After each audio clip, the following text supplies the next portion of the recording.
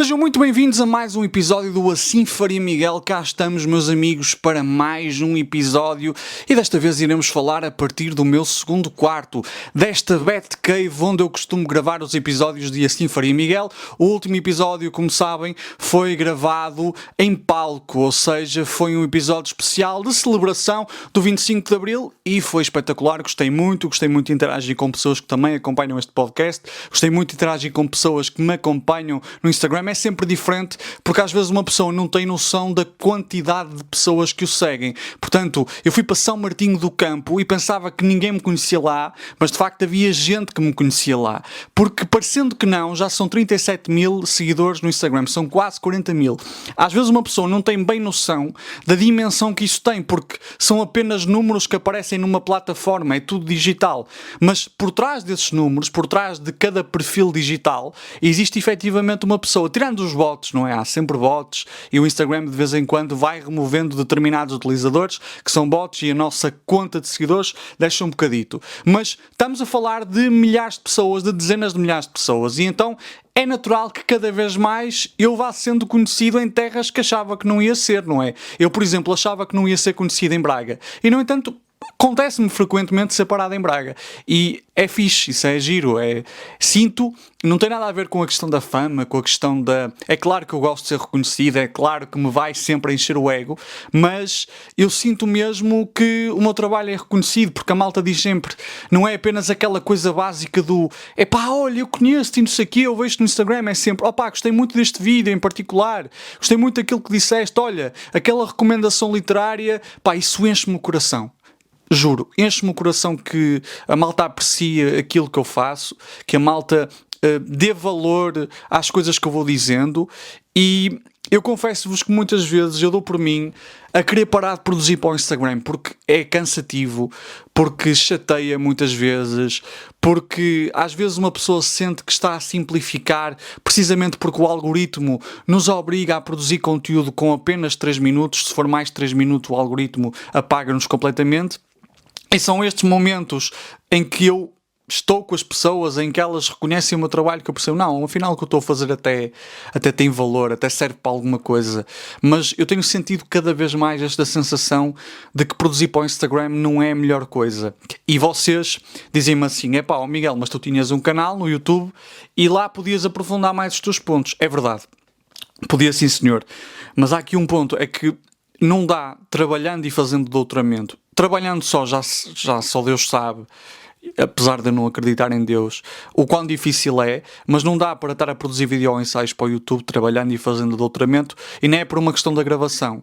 A gravação é a parte menos difícil. A parte mais complicada é, por um lado, a roteirização, a criação do guião, a guionização, não é? Estou aqui a usar expressões em brasileiro, e depois, obviamente, a edição. E a edição leva tempo, meus amigos. Se fosse só a guionização, que eu muitas vezes faço as coisas quase de improviso a partir de conhecimento que eu já tenho adquirido ao longo das minhas leituras, talvez eu conseguisse, mas depois a edição é que é a parte problemática, porque demora mesmo muito a fazer a edição. Por muito que eu já seja uma pessoa bastante automatizada a editar vídeos, até porque eu faço isso quase todos os dias com as edições para o Instagram, estamos a falar de editar coisas de 40 minutos e muitas vezes para nós editarmos uma coisa de 40 minutos, em boa verdade, nós estamos aqui a cortar 2 horas de conteúdo. Estamos no fundo a mexer no ficheiro que RAW, não é? Que cru tem 2 horas para 40 minutos, porque há muitos takes, há muitas coisas que uma pessoa diz errado e depois volta a dizer e volta a reafirmar e diz de uma maneira diferente para conseguir enfatizar melhor. Então é cansativo. Eu adoro produzir vídeo-ensaios, eu adorava produzir neste momento esse tipo de conteúdo e eu faço este podcast de certo modo para matar esse bichinho, não é? Essa vontade que eu tenho de produzir coisas mais longas, mas neste momento eu não sou capaz de produzir vídeo-ensaios, não há mesmo condições. Se porventura eu este ano conseguir a bolsa da FCT, que eu mesmo assim ainda não estou muito corajoso, não é corajoso, confiante que a vou obter, eu provavelmente vou passar a produzir vídeo-ensaios. Porquê? Porque eu, passando a ter a bolsa da FCT, dedico-me única e exclusivamente ao doutoramento e posso passar a assumir mais responsabilidades na produção de conteúdo. E é isso que eu quero fazer.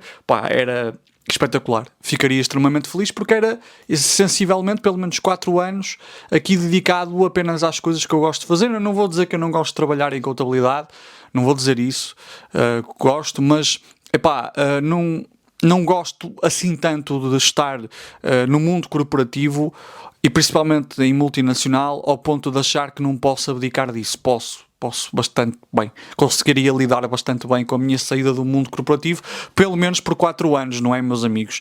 Então, eu tenho pensado muito nesta questão do Instagram, porque o Instagram atualmente privilegia o quê? Privilegia conteúdos curtos e particularmente polémica, ou seja, porque é que eu faço reacts? Eu faço reacts porque o react é um veículo para conseguir, de alguma forma, disseminar melhor as minhas ideias. Muitas vezes o objetivo não é reagir à pessoa propriamente dita, é usar a pessoa a quem eu estou a reagir, que tem mais seguidores do que eu, para conseguir chegar a mais gente. Ou seja, muitas vezes eu já quero fazer um argumento específico, já quero falar sobre um tema específico, mas aproveito uma pessoa em particular que pode falar sobre ele para eu dar as minhas canetadas, para eu dizer o que é que acho. Porque se eu falasse diretamente não conseguia tantas visualizações. Só que esse tipo de forma de estar no Instagram é cansativa, porque nós muitas vezes não queremos hostilizar as pessoas, mas a própria dinâmica de fazer um react já tem aqui uma componente hostil. Então é chato, porque eu não sou um gajo de hostilidades, embora às vezes eu assuma uma persona no Instagram que seja relativamente hostil. E eu procuro não ofender as pessoas diretamente, eu só, quando muito ofendo o argumento, digo que o argumento é da pizza, digo que o argumento é uma bosta. E mesmo assim eu tento me conter bastante. Por exemplo, o Levi neste momento é bastante menos piedoso do que eu, o Levi Galaio.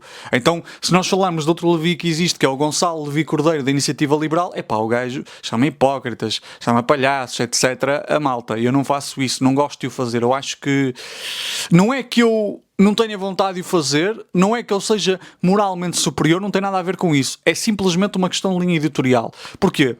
Porque eu sinto que, sendo um gajo de esquerda, eu tenho que ter mais cautela na forma como me comunico. Porque eu não tenho o senso comum do meu lado. Então eu tenho de procurar ser um gajo um bocadito mais ponderado. E mesmo assim, vou-vos admitir, não sou propriamente o gajo mais ponderado na minha comunicação. Eu sou javardo, já admiti que sou javardo, mas eu sou um javardo com limites. Eu sou um javardo que realmente pratica aqui algumas limitações ao meu conteúdo. Já tive uma fase no YouTube em que eu dizia palavrões como caraças, já tive uma fase em que eu a cada 3 palavras dizia um filho da puta, ou um caralho, e assim, mas era mais um exercício de compensação, às vezes para preencher vazios, para preencher silêncios, do que propriamente conteúdo. Então eu comecei a reduzir um bocadito. Não quer dizer que no contexto deste podcast, eu já disse isto várias vezes, eu não possa dizer palavrões. E digo, e acabei de dizer, e não vou meter bip. Mas eu já exagerei. Eu acho que toda a gente passa por isso nesta rota, neste caminho, neste percurso da criação de conteúdo. Acho que no início uma pessoa tenta sempre exagerar, ou nem se apercebe que está a exagerar porque está a tentar compensar a falta de naturalidade e a falta de conforto diante de uma câmara. Depois isso passa. Eu acho que tem muito que ver com o processo de maturação, sabem? Eu acho que já não tenho tanta necessidade de estar aqui a dizer palavrões a torto e a direito, embora às vezes um palavrão seja giro. E sim, eu já disse muitos palavrões. Eu, por exemplo, uma vez reagi a um vídeo de um coach que é o Luciano Larossa e eu não o ofendi diretamente, atenção, mas eu ri-me imenso das coisas que ele disse, achei estapafúrdias e continuo a achar, e disse imensos palavrões e a malta adorou o vídeo e não sei o quê, mas obviamente que houve gente que se sentiu ofendida e há sempre aquele argumento de merda que eu não gosto nada, que é o argumento de a forma como falas de andar a dizer palavrões diz muito sobre a tua educação. Foda-se, diz o quê, caralho? Foda-se, então um gajo não pode ler muito e dizer um puta? O que é que uma coisa tem a ver com outra? Uma pessoa perde a capacidade de dizer palavrões a partir do momento em que lê mais de 30 livros por ano? É um argumento de merda, é um argumento da pizza, peço desculpa. Até porque nós temos dos maiores escritores da nossa literatura, neste caso a literatura portuguesa, que usam de forma bastante prolífica palavrões. Vou dar um exemplo: Luís Pacheco, o Herbert Welder, o próprio Saramago. Era raro, mas chegava a dizê-los também. Há casos do António Loma Antunes também a utilizar. O quê? São menos cultos por causa disso? Vais mesmo dizer que o Herbert Welder não era culto? Que o Herbert Welder não era um grande escritor? Que não era um grande comunicador, pelo menos na forma escrita? Não, obviamente que não. É claro que há uma diferença entre estar sempre com o caralho na boca pun intended, e de vez em quando usar o palavrão como uma forma de enfatizar certas coisas, certos sentimentos, certos argumentos, etc. E eu acho que usar o palavrão não deslegitima um argumento. O que legitima um argumento não é a forma como o argumento... Melhor, a forma importa, mas não são as palavras propriamente ditas usadas no argumento, é o conteúdo do argumento. Portanto, um argumento não deixa de ser bom porque no final tu dizes caralho, não é? Imagina esta situação. Imagina que... imaginem, não é? Estou aqui a falar para um coletivo, presumo eu, não estou a falar apenas para uma pessoa. Imaginem que alguém diz assim, 1 mais 1 é igual a 3. E alguém responde assim, olá, foda-se, 1 mais 1 é igual a 2. Portanto, 1, 2, caralho. A pessoa deixa de ter razão simplesmente por dizer um foda-se e um caralho. Não, meu. Não, caralho. Então... Percebem? Não faz sentido. Essa coisa do a forma como tu meteste palavrões, portanto perdeste a razão. Não perdi, filho. Não perdi. Porque há coisas que são o que são, meu. Há coisas que são o que são. Não vamos aqui fingir porque ele disse palavrão, é porque perdeu a razão. Não é. Porque às vezes as pessoas são estúpidas. E uma pessoa não se consegue conter. E eu, por acaso, eu sou bastante contido, porque assim, há certos comentários em que as pessoas me ofendem a torto e a direito, e às vezes eu respondo, mas muitas vezes as pessoas ofendem-me a torto e a direito e metem lá um argumento. E eu faço de conta que não vi as ofensas e respondo à pessoa só com base no argumento dela. Faço isso muitas vezes. Ora, muitas vezes a pessoa diz assim, tu és um monte de merda, não sei o quê, então tu não reparaste que no texto constitucional dizia X, Y e Z? Eu chego lá e digo assim, tens razão, sim senhor, Bruno, por exemplo, vamos inventar que é o Bruno. Bruno, tens razão, é verdade, mas não te esqueças também que nesse mesmo artigo diz X, Y e Z. Eu posso até responder isso, mas a vontade que eu tenho é de lhe dizer assim, ó filha da puta, escuta aqui, meu burro do caralho. A minha vontade é que tu e esse comentário, ao mesmo tempo, levem no cu com uma semente para que cresça dentro do vosso ânus um filho da puta de um pinheiro, com as ramificações a serem pelos braços. A minha vontade é essa, meus amigos. Eu sei que provavelmente este não foi o momento mais engraçado, foi um bocadinho forçado. Mas a minha vontade é essa. Eu não o faço. É uma questão de linha editorial. Não é que eu também não me sobrevenha à cabeça essa possibilidade de realmente ofender a pessoa, de a partir toda com ofensas. E por acaso, vocês já disseram que eu sou um gajo bastante bom a ofender. Porque às vezes, quando os comentários são apenas ofensas, eu respondo também com ofensas. Só que a questão é que eu elevo o nível. E depois às vezes as pessoas vêm para as minhas mensagens dizer, e agora vais falar? Falas comigo por mensagem? E eu falo. Já houve situações em que a malta veio dizer assim, então quero ver. Eu, aparece-me à frente, caralho. Anda boi. E dou-lhes o endereço da minha casa. Acontece alguma coisa? Até agora não.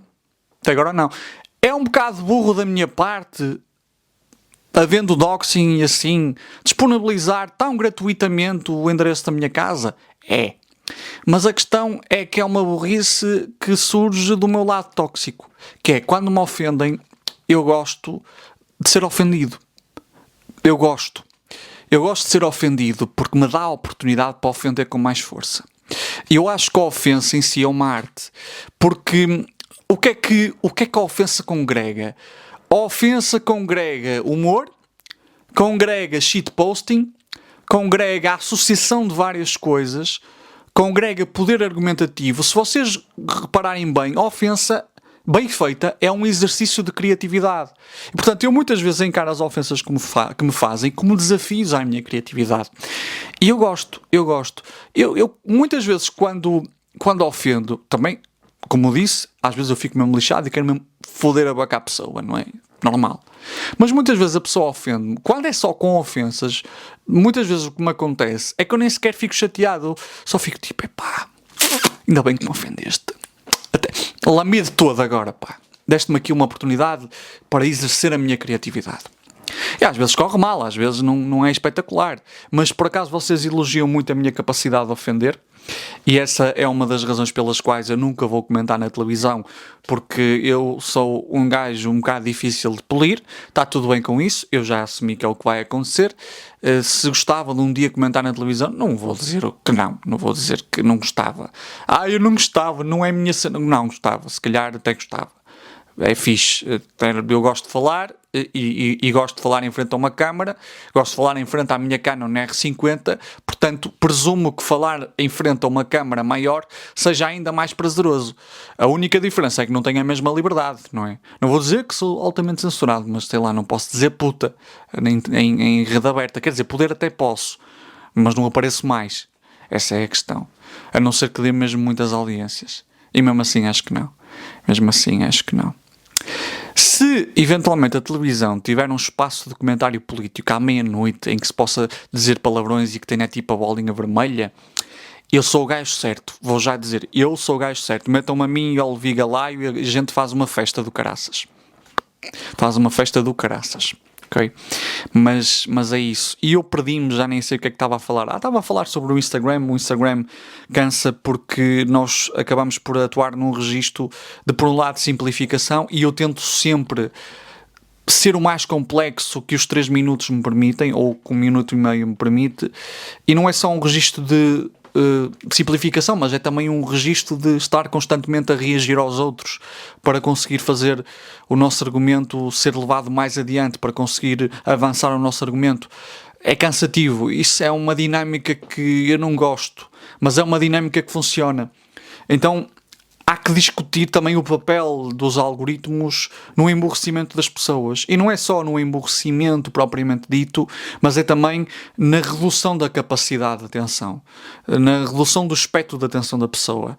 Se as pessoas estão habituadas a que tudo lhes seja explicado em 1 minuto e meio, é possível que se afastem ainda mais dos livros. É possível que as pessoas ainda tenham mais dificuldade em ler um livro, meus amigos. Porque assim, ler um livro é um ato silencioso, a não ser que vocês leiam em voz alta. Há gente para tudo. Às vezes eu leio em voz alta, atenção, mas estar sempre a ler em voz alta, por amor de Deus, ok? Não me venham com isso. Mas reparem, o ler um livro é um ato silencioso, é um ato que não tem propriamente aqueles estímulos visuais que o swiping constante numa rede social tem. Então, quanto mais nós ficamos habituados a que tudo nos seja esgrimido, tudo nos seja explicado em 1 minuto e meio, 3 minutos no máximo, mais afastados dos livros eu creio que ficamos, porque é um formato que é muito diferente daquilo a que nós estamos habituados. E atenção que contra mim falo, porque eu, como vocês sabem, tenho por hábito ler, tenho hábitos de leitura consolidados, até porque preciso, porque faço doutoramento e assim. Mas eu sinto que quanto mais estou no Instagram, e é por isso que eu me limitei, mais difícil é depois eu calar a minha cabeça quando tenho de ler um livro, a sério, ou mesmo um artigo académico. É por isso que eu comecei a limitar o meu tempo despendido nas redes sociais, porque aquilo, até às pessoas com hábitos de leitura consolidados, come a cabeça. E então o Instagram, de certo modo, contribui para esse emburrecimento. Porque, meus amigos, não importa se vocês consomem um criador de conteúdo que até tem muito rigor. Vocês não vão conseguir apanhar toda a dimensão do argumento em 1 minuto e meio. Ponto. Podem até argumentar, podem até apanhar as chaves mestras do argumento, mas há muitas coisas que são deixadas de lado, porque assim, muitas vezes nós temos produtores de conteúdo a resumir mais do que um livro de 300 páginas num minuto e meio. É impossível, meus amigos, é impossível. Vocês vão perder ordens e ordens de riqueza, percebem? Não dá. E de facto está a acontecer isso, está a acontecer este processo de emburrecimento. Mas nós também temos de ter um bocadinho cuidado com esta visão reacionária, segundo a qual nós no passado éramos muito mais cultos. Não, a verdade é que os portugueses, o povo, nunca teve grandes hábitos de leitura, particularmente em Portugal. Nós temos de levar em consideração que há 60 anos tínhamos muito mais gente analfabeta, ler ainda era uma coisa mais elitizada do que é hoje, portanto nós não podemos olhar para o passado e dizer assim, não, o português no passado tinha muito mais capacidade de pensamento crítico. Não, ok? Não é assim. Agora, o que é certo é que as capacidades de pensamento crítico, as capacidades de ver para lá dos horizontes que nós temos, podiam estar mais desenvolvidas dada a quantidade absurda de informação que existe hoje, e não estão. Esse é um ponto.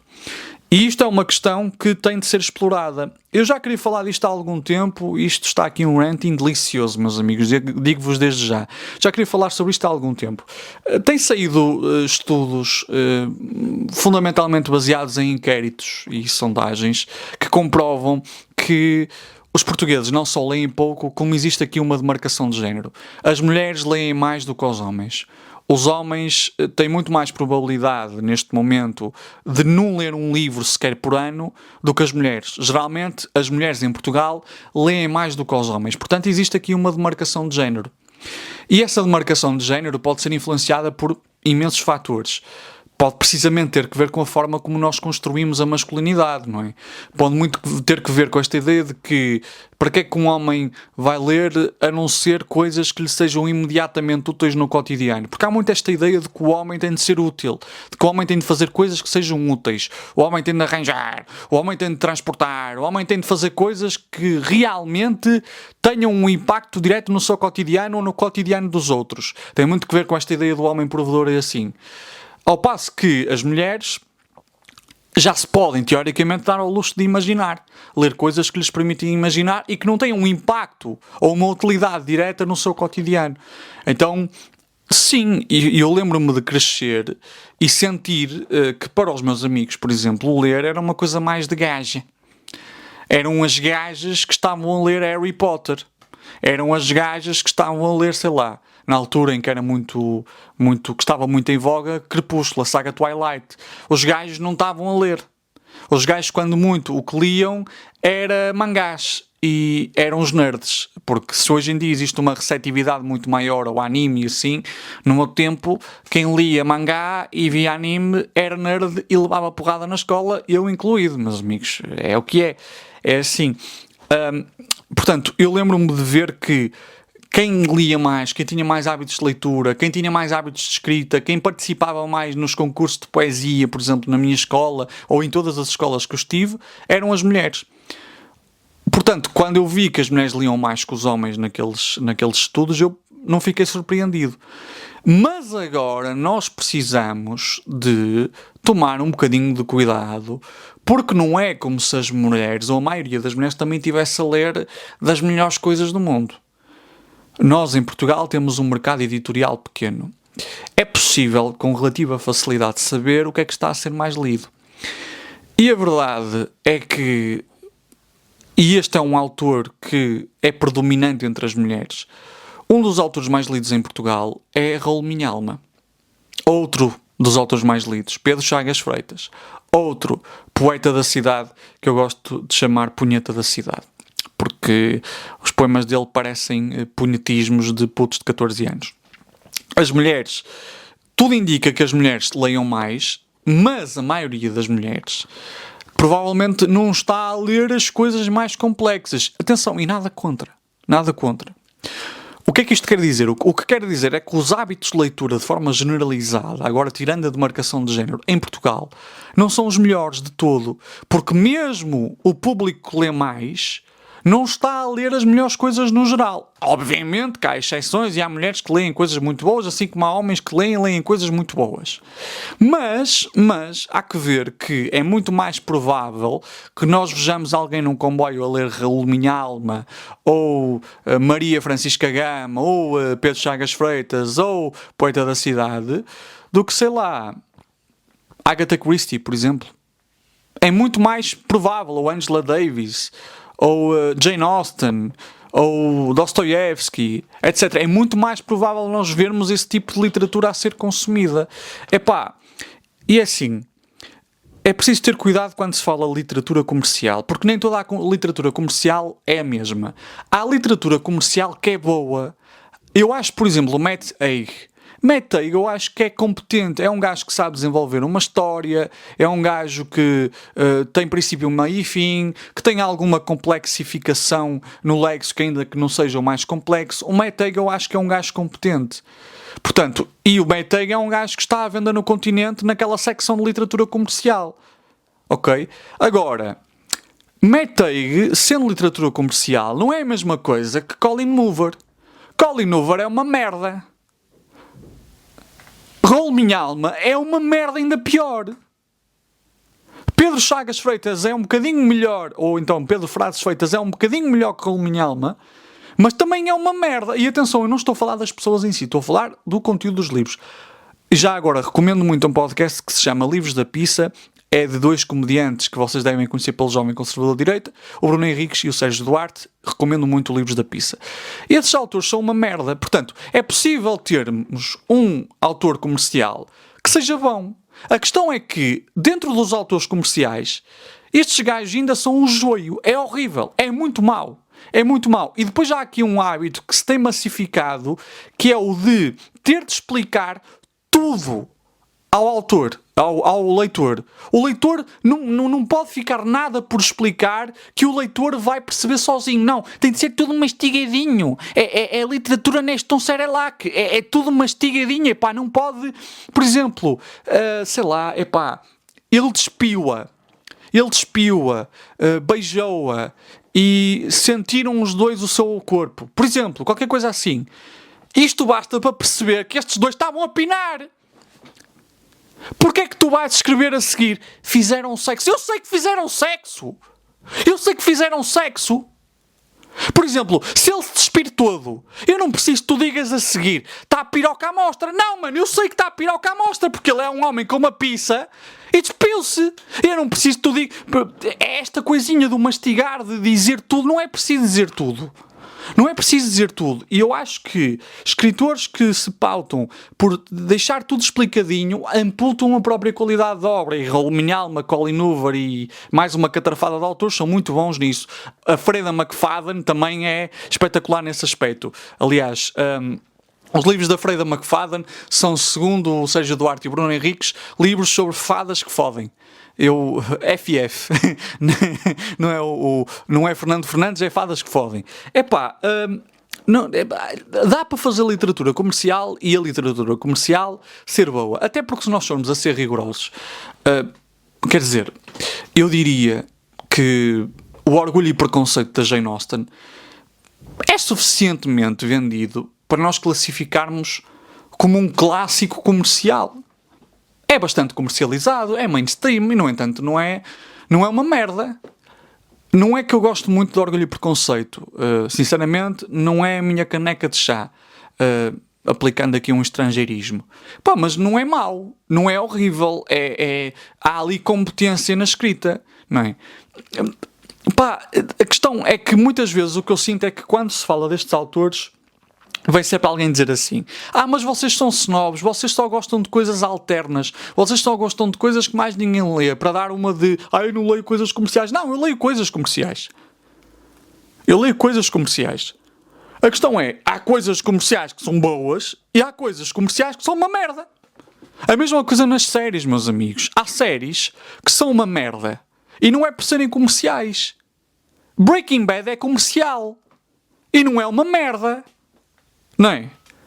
Eu sei que o gosto é muito subjetivo, eu compreendo isso, mas há mínimos olímpicos, meus amigos, não é? Por exemplo, sei lá, houve uma primeira tentativa de refazer How I Met Your Mother, que foi How I Met Your Dad. How I Met Your Mother é comercial. Na minha opinião, não é uma merda. How I Met Your Dad é comercial. É uma merda.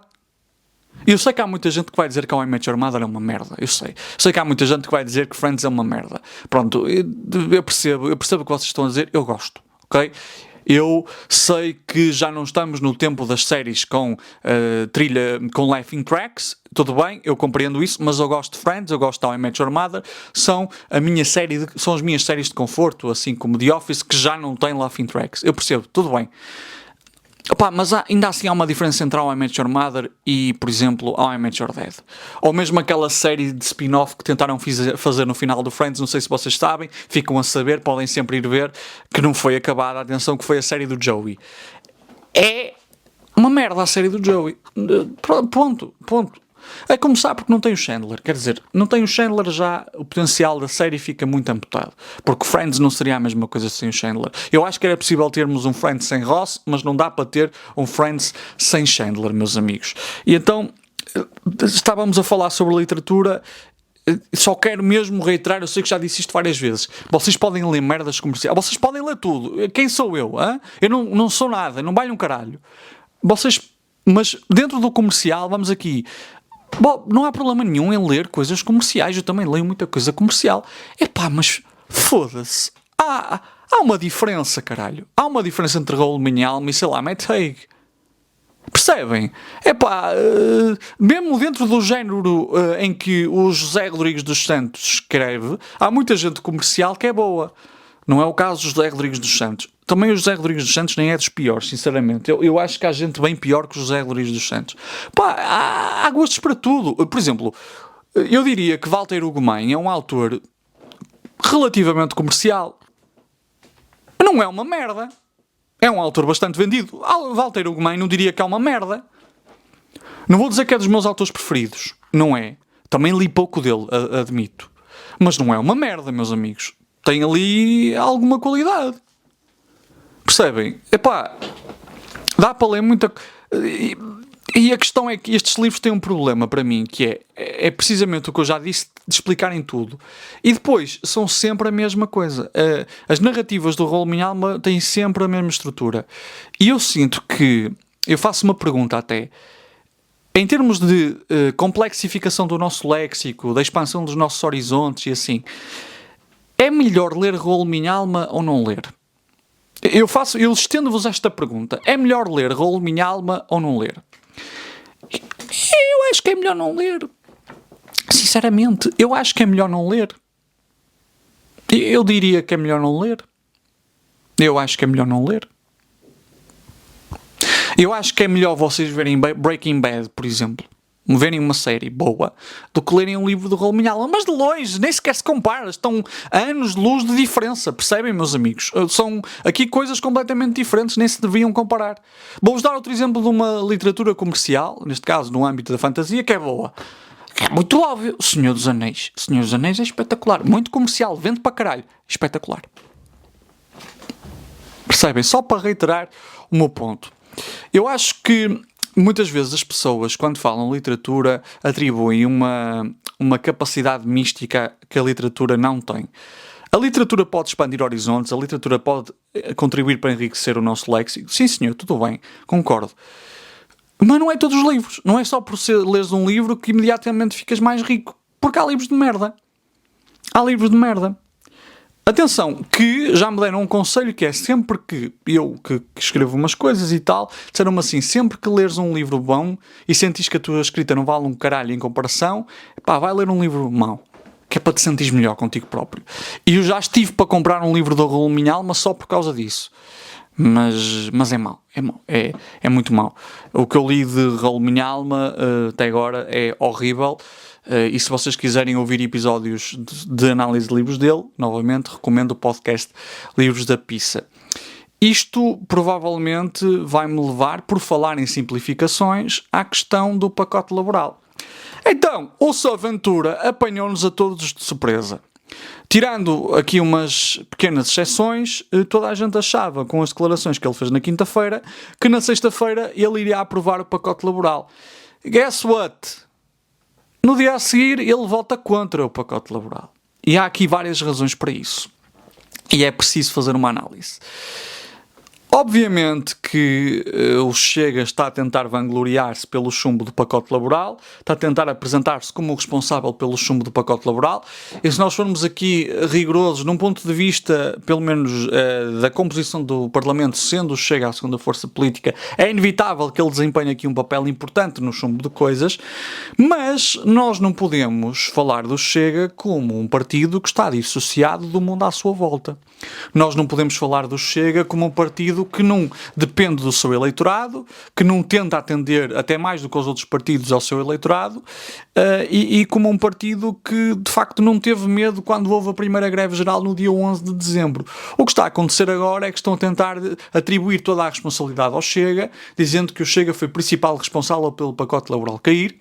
E também a Iniciativa Liberal, ao invés de fazer uma coisa que eu sei que algumas pessoas sabem, eu sei que alguns elementos da Iniciativa Liberal sabem e já o disseram, que é, ao invés de dizerem que André Ventura é um oportunista e é um catavento, que esta é a opinião certa, estão a dizer que Ventura tem convicções comunistas. Esse é o caso do Rui Rocha. E, meus amigos, eu vou apenas parafrasear aquilo que o João Miguel Tavares disse, e atenção, o João Miguel Tavares, ok, meus amigos?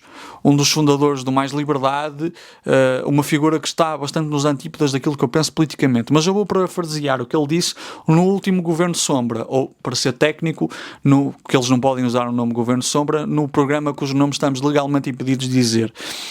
Ainda que seja normal usar as palavras assim um bocado à javarde no contexto político, estou aqui a parafrasear com algumas liberdades, quanto mais nós chamamos assim estes nomes aos partidos políticos sem rigor nenhum, mais as palavras vão perdendo sentido. E é óbvio que o Ventura não tem qualquer convicção socialista, comunista ou o que vocês queiram chamar. O Ventura... E eu fiz uma análise no Instagram que resultou de uma conversa que eu tive com o Anjo de Retaliação, e não só com o Anjo, mas foi principalmente uma conversa que eu tive com o Anjo. Nós fizemos uma análise, melhor dizendo, porque foi um post colaborativo, e a análise tinha vários aspectos. O Chega era um partido que dizia uma coisa antes da primeira greve geral e passou a dizer outra. O Chega, primeiro, antes da greve geral, disse que com meia dúzia de alterações, e mesmo meia dúzia de alterações, iria viabilizar o pacote laboral. Depois da greve geral, o Chega adotou uma postura muito mais ambígua. Porquê? Porque mesmo que tentem vender-nos a ideia de que a greve geral não teve adesão, a greve geral teve. E a maior prova de que a greve geral teve adesão é o facto de que o Chega mudou a sua opinião em relação ao pacote laboral após a primeira greve geral. Então a primeira greve geral teve impacto, teve bastante impacto. E logo se vê pelo principal partido catavento da nossa democracia representativa, que é o Chega. Porque o Chega viu que, de facto, era impopular. E tão impopular era que muita gente, ao longo destes meses, foi dizendo, eu não sei, e dizendo-me a mim, eleitores de Chega, que eu não sei se volto a votar no Chega se eles viabilizam o pacote laboral. Como a base do Chega, como a composição do eleitorado do Chega envolve muita gente trabalhadora, o pacote laboral vai afetar as suas vidas. E, portanto, muita gente não ia levar bem com a possibilidade do Chega viabilizar o pacote laboral. Essa é a verdade. É certo que o Chega ainda ia manter uma base eleitoral forte. Eu não acho que ia perder tanto como muita gente diz que ia perder, porque a verdade é que os partidos da família do Chega fizeram muitas coisas para sacrificar a classe trabalhadora e mantiveram a sua base eleitoral, porque há aqui imensas dinâmicas que não importa falar, posso falar no próximo episódio. Mas o Chega sabia que ia perder ou ia amputar a sua capacidade de crescer mais no futuro, ou de crescer tanto como queria, ou até de vir a formar governo. O Chega sabia disso. E, portanto, eu acredito que o Chega percebeu, logo após a greve geral do dia 11 de dezembro, que provavelmente teria de chumbar o pacote laboral. Porquê? Porque era muito claro que o eleitorado não iria apreciar. Muito claro. Agora, o que foi acontecendo ao longo destes meses é que o Chega foi mantendo uma postura ambígua e tentando apresentar aqui algumas contrapropostas para poder viabilizar o pacote laboral. Para quê? Eu acho que o Chega genuinamente tentou duas coisas. Primeiro, ao estar constantemente com uma postura titubeante em relação ao pacote laboral, o Chega conseguiu assumir o centro da discussão sobre o pacote laboral, tornou-se o protagonista na discussão. Isso obviamente beneficia o Chega. Mas por outro lado, eu acho que houve genuinamente um esforço de tentar criar aqui uma possibilidade de aprovação que fosse palatável para o eleitorado do Chega em troca de meia dúzia de alterações. A questão é que o Chega não conseguiu demonstrar, mesmo com as alterações que propunha, e foram sempre mudando, que este pacote era benéfico. E então, em última instância, teve de rejeitar. No final, teve de rejeitar, mesmo no dia seguinte, dizendo que ia aprovar. E o André Ventura até disse que ia ser uma vitória, a vitória da alteração da legislação laboral para beneficiar os trabalhadores, ia ser do Chega. O que é que acontece? No dia seguinte, André Ventura vota contra. André Ventura, obviamente, e o seu partido. O que é que aconteceu aqui? Eu acho que o Ventura manteve sempre na algibeira a possibilidade de aprovar, mas sabia desde o 11 de dezembro, ou desde o dia 12 de dezembro, se assim quiserem, que provavelmente teria de chumbar. Aproveitou para ser o centro da discussão, mas manteve sempre na algibeira a possibilidade de aprovar e foi tentando. E isto também serviu para medir a temperatura do eleitorado.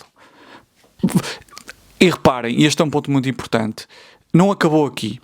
O Chega é financiado por quem é financiado? Nós sabemos que o Chega é financiado pelos Melo, pelos Champalimau, por um conjunto de famílias que inclusivamente foram bastante beneficiadas pelo Estado Novo. Assim sendo, obviamente que os financiadores do Chega, ou os principais financiadores, têm interesse no pacote laboral. Nós sabemos disso. Só que, certamente que eles sabem que entre aprovar agora e o Chega perder a possibilidade de formar governo, ou abdicar agora do pacote laboral e o Chega depois formar governo, eles sabem que preferem a segunda opção, porque quando chegar ao governo, talvez o pacote laboral já seja uma coisa muito mais palatável e até seja possível ir mais longe com ele. Percebem, meus amigos? Eles têm tempo para esperar, porque eles já estão a ser altamente beneficiados de qualquer das formas. Nós é que não temos tempo.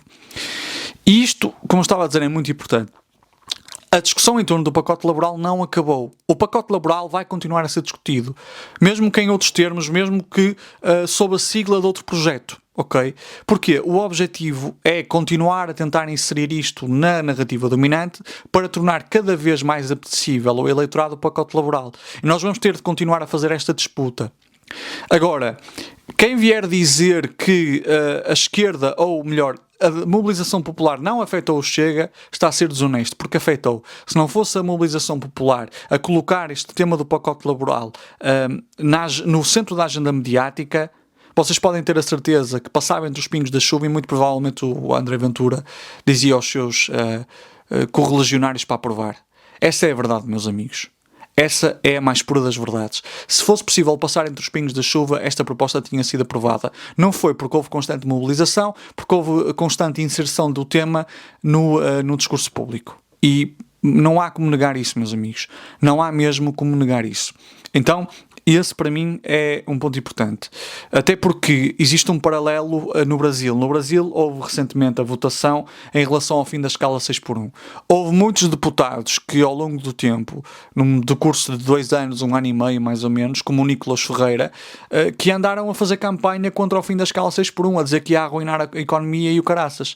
Esses deputados, inclusivamente o Nicolas Ferreira, no final, tiveram de votar a favor. Porquê? Porque votar contra era extremamente impopular.